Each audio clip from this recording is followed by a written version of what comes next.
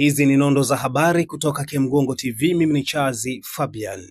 Waziri Mkuu Dr. Mwigulu Nchemba amevipongeza vyombo vya ulinzi na usalama nchini kwa hatua walizozichukua kudhibiti vitendo vya uvunjifu wa amani vilivyojitokeza wakati wa uchaguzi uliofanyika Oktoba 29 na siku zilizofuata, akisema hatua hizo zimeendelea kulinda amani na utulivu wa nchi. Akizungumza wakati wa ziara yake ya kukagua maendeleo ya ujenzi wa soko pamoja na kituo cha mabasi katika eneo la Bunju B, Waziri Mkuu amesema Tanzania ni nchi inayotambua na kulinda haki za wananchi wake, lakini haki hizo lazima ziendane sambamba na wajibu wa kila mmoja katika jamii. Ameeleza kuwa Katiba ya Jamhuri ya Muungano wa Tanzania inatambua haki mbalimbali ikiwemo haki ya usawa, haki ya kuishi, haki ya uhuru wa kimawazo, haki ya kufanya kazi sambamba na wajibu wa kushiriki katika kazi, kutii sheria za nchi, kulinda mali ya umma na kushiriki katika ulinzi wa taifa. Aidha, amewataka wananchi wakiwemo wanaharakati kuzingatia kwa pamoja haki na wajibu wao baada ya kujificha nyuma ya madai ya haki bila kuwajibika, akisisitiza kuwa kujenga taifa lenye amani kunahitaji raia na watumishi wa umma wanaojitambua na kuwajibika ipasavyo. Niliziona majuzi kumeanza kutokea debate kati ya watu wanasema amani ama haki. Mimi niwaambieni ni vyote. Ni vyote. Kama mtu anaongelea haki, wala hatutakiwi kubishana naye. Haki ni jambo la msingi kwenye maisha yetu. Tena kila Mtanzania asione aibu. Kila Mtanzania asione aibu kusemea haki ndani ya nchi yetu. Ni jambo la msingi. Na kila Mtanzania anatakiwa atambue kwamba moja ya pacha moja anayeleta amani ndiyo ni haki. Eneo moja tu ambalo tunatofautiana na wanaharakati, tunatofautiana eneo moja tu. Wanapoongelea haki hawaongelee hapata haki ambayo haina wajibu wowote. Hapa duniani haipo nchi yoyote ile ambayo ina haki tu haina wajibu wote wa kutimiza. Haipo. Haipo, haijatokea nchi ile ambayo ina haki tu na haina wajibu wa kutimiza.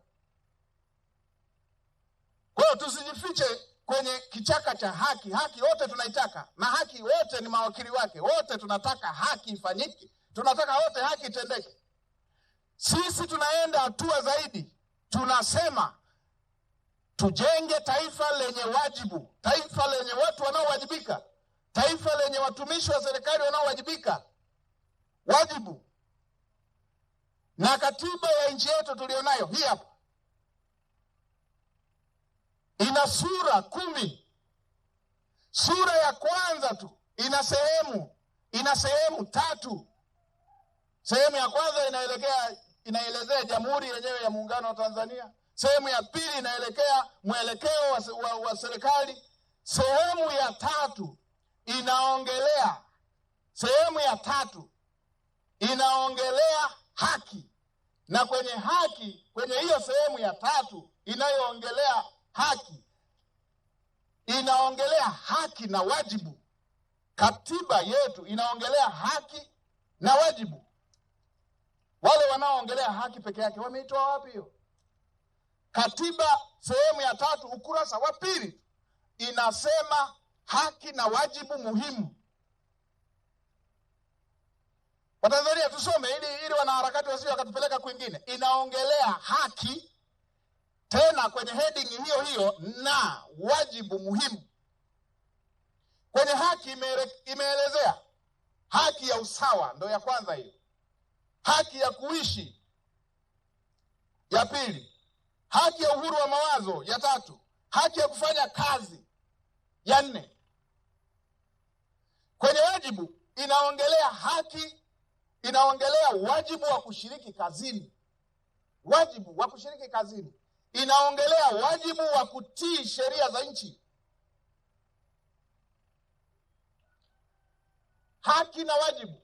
Imeelezea haki na inaelezea wajibu. Nimeeleza haki ya usawa, haki ya kuishi, haki ya uhuru wa mawazo, haki ya kufanya kazi. Kwenye wajibu, wajibu wa kufanya kazi, wajibu wa kutii sheria za nchi, wajibu wa kulinda mali za umma, wajibu wa ulinzi wa taifa.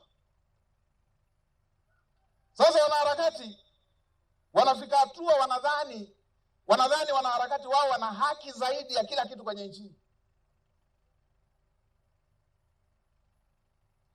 kwamba wao ndo wana haki ya kukosoa, wao ndo wana haki ya kukasirika, kwamba wengine wote hawana haki ya kukasirika. Na mimi nivipongeze vyombo vya ulinzi na usalama kwa hatua vilivyochukua, kwa sababu wale wanaochukulia mawazo mepesi hawajui kitu gani kingetokea kama sio uimara wa vyombo vya ulinzi na usalama. Kuna watu wanadhani wao ndo wana haki ya kukasirika. Kwa hiyo mmeenda pale wakachoma zile ofisi za CCM zote. Nani kawaambieni wana CCM sio wa Tanzania? Nani kawaambieni hawana haki ya kukasirika? Mlishajua wao wangekasirika wangefanya nini? Ninyi mliokuwa mnataka vyombo vya ulinzi vilale majumbani, mlijua hawa wengine walioonewa wangekasirika wangefanya nini? Mmejua vyombo vimeepusha kitu gani? Sasa ukienda hapo kwenye wajibu, unaeleza nini kuhusu haki? Katiba ibara ya 30 inasema haki na uhuru wa binadamu ambavyo misingi yake imeorodheshwa katika katiba hii havitatumiwa na mtu mmoja. Hizi haki zilizoorodheshwa na katiba, hizi haki tunazoimba, havitatumiwa na mtu mmoja, na uhuru wa binadamu tunaoongelea hautatumiwa na mtu mmoja, kwa maana ambayo itasababisha kuingilia kati au kukatizwa kwa haki na uhuru wa watu wengine ama maslahi ya umma. Sasa unaenda kufanya fujo, unasababisha mama ambaye ameshapatwa na uchungu afie nyumbani kwa sababu wewe umeshajiwekea una haki zaidi. Unasababisha mama ambaye ameshapata ujauzito na ana complication, mtoto ndani ambaye yeye hajawahi kuwa na chama cha siasa, afie tumboni kwa sababu wewe umejipa, kwa sababu ni mwanaharakati wa haki, umeshajipa kwamba wewe tu ndio una haki. Katiba yetu imesema haki zote zilizoorodheshwa, zote tunazozisemea, hazitatumika na mtu mmoja tu kukatisha haki za wengine na maslahi ya umma.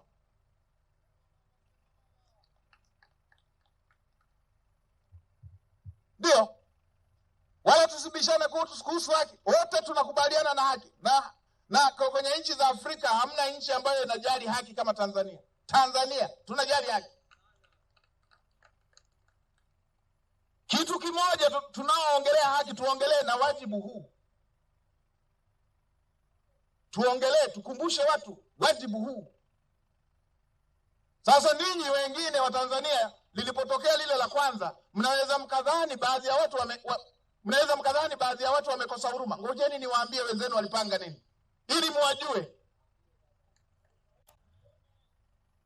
Hawa watu walichokipanga, na mimi bahati moja nzuri sana, ni utamaduni wetu sisi wafugaji, hatunaga uoga, yaani hatuogopagi kusema ukweli. Nitausema huo ukweli, na wakiendelea kufuatafuata nitalipuka na mengine zaidi. Simtanilinda? Simtanilinda? Wangapi watanilinda? Ndio. Hawa wanaharakati kule walipo na wale waliowatuma walipanga jambo ovu dhidi ya nchi yetu. Hakuna hata moja ambalo limetokea bahati mbaya, yote yalipangwa. Na wao wakiwa wamejificha kule, wakajaribu kupenya na kupata baadhi ya vijana wetu, na wakapenyeza, na baadhi ya watu wa kutoka nje wakapenyeza kutekeleza ajenda yao, na lengo kuu ikiwa ni namna gani watakamata rasilimali zetu ambazo zimekundulika ndani ya nchi yetu. Wanajua Tanzania sasa hivi tunavyoongea ni nchi ya kwanza kwa Afrika kwa wingi wa madini adimu, critical minerals, uranium. Tanzania namba 1 kwa Afrika. na ni nchi ya 9 duniani, na haya madini sio kila nchi imepewa. Mungu katupendelea sisi, yapo hapa. Wanajua Watanzania wakiwa wamoja hawawezi kuyafikia. Sikiliza, unataka kujenga nyumba imara kwa bei nafuu? Karibu Kemgongo Hardware. Tunaopatikana Dodoma karibu na ofisi ya kata ya Mchuka, mkabala na barabara ya lami ya kuelekea Mvumi. Sisi Kemgongo Hardware tunauza vifaa vyote vya ujenzi, kuanzia saruji, nondo, mabati, rangi hadi matofali. Matofali yetu sasa yanapatikana kwa saizi zote kama vile inchi 5, inchi 6, yakiwa katika hali ya uimara na yenye ubora kwa bei nafuu zaidi ya soko. Iko hivi, Kemgongo Hardware ndio sehemu sahihi kwa ujenzi wako wa ndoto. Wasiliana nasi kupitia simu namba 0750694276 ama 0653611722. Kemgongo Hardware, karibu ujenge nasi kwa gharama nafuu.